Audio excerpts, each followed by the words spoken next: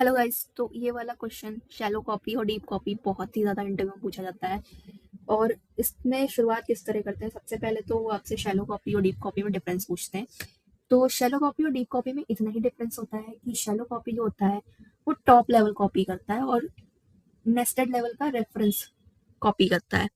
और जो shallow deep copy होता है वो फुल्ली क्लोन कॉपी करता है। ठीक है, तो इतना ही डिफरेंस होता है। अब इसको एग्जाम्पल के हिसाब से समझते हैं। तो यहाँ पे मेरे पास एक ऑब्जेक्ट है, ठीक है। हमने यहाँ पे एक शैलो कांस्टेंट बनाया और उसमें ओरिजिनल को स्टोर कर दिया।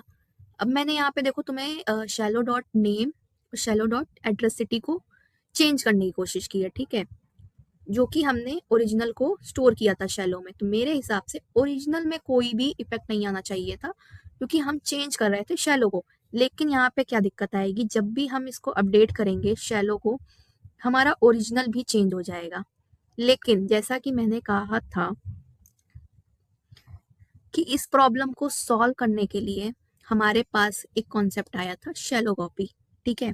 अब यहाँ पे तुम देखो, मैंने शैलो डॉट नेम में राहुल डाला है, ठीक है।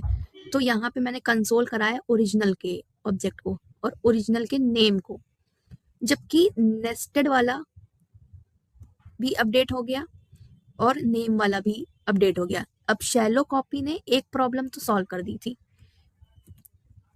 टॉप लेवल के लिए।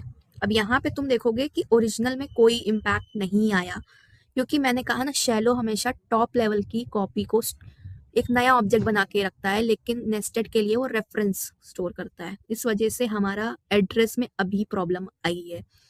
तो अब इस कॉन्सेप्ट को भी सॉल्व करने के लिए हमारे पास दूसरा तरीका है डीप कॉपी, और यही पे ही आपको फंसाया जाता है, ठीक है, प्रॉपर, क्योंकि यहाँ पे लोग कंफ्यूज हो जाते हैं।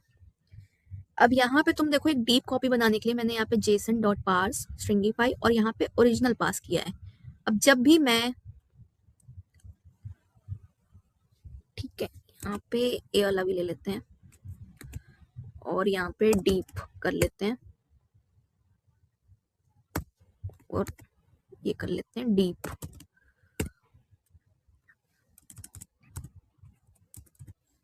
तो अब यहाँ पे आउटपुट देखो, यहाँ पे ओरिजिनल हमारा दिल्ली है, ठीक है, और नेम हमारा